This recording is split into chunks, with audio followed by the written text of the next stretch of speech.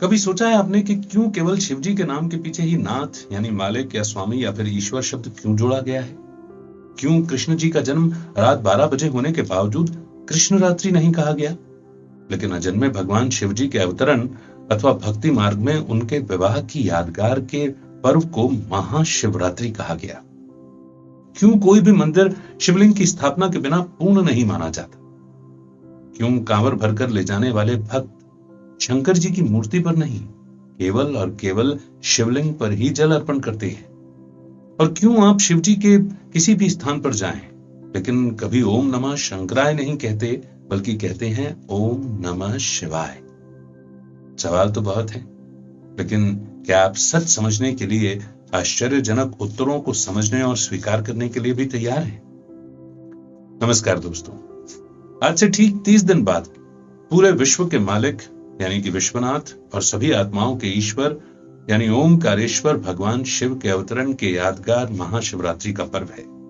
और जब हम उन्हें विश्वनाथ या ओमकारेश्वर कहते हैं तो मतलब साफ है, जिन्हें हम सबका मालिक एक कहते हैं वही तो हैं सबके मालिक। लेकिन मैं यहां शंकर जी की बात नहीं कर रहा, मैं उनकी बात कर रहा हूं जो ब्रह्मा विष्णु शंकर के भी ईश्वर त्र्यंबकेश्वर शिव कहलाते हैं।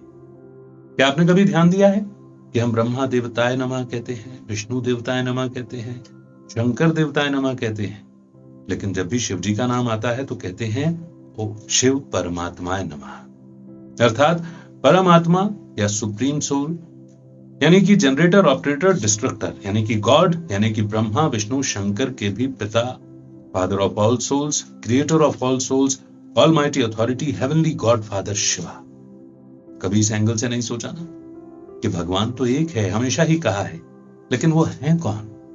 लेकिन अब सोचिए कि क्रिएशन होकर अपने क्रिएटर और उनके प्रोफेशन को नहीं जाना तो फिर क्या किया? लेकिन अब जानेंगे। अगले 30 दिन तक हम निराकार शिव भगवान के बारे में जानेंगे, जिन्हें न जानने के कारण सभी आपस में झगड़ रहे हैं, यानी कि बिगड़ पड़े हैं।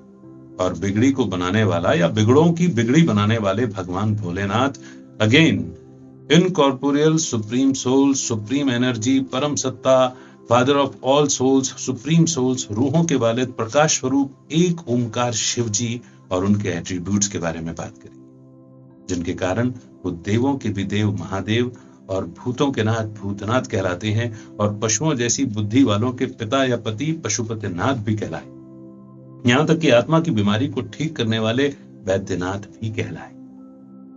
उनका हर एक नाम उनके कर्तव्य और गुणों के आधार पर रखा गया है।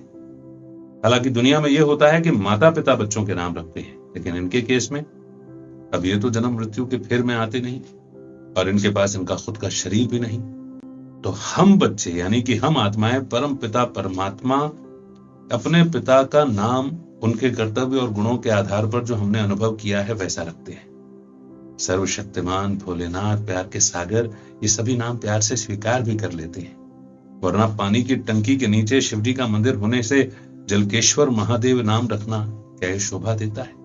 मैं एक बार फिर आपको याद दिला दूं कि मैं गले में सर्पों की माला लिए, हाथ में डमरू लिए, मस्तक पर चंद्र और जटाओं में गंगा धारण किए शंकर जी की बात नहीं कर रहा हूं।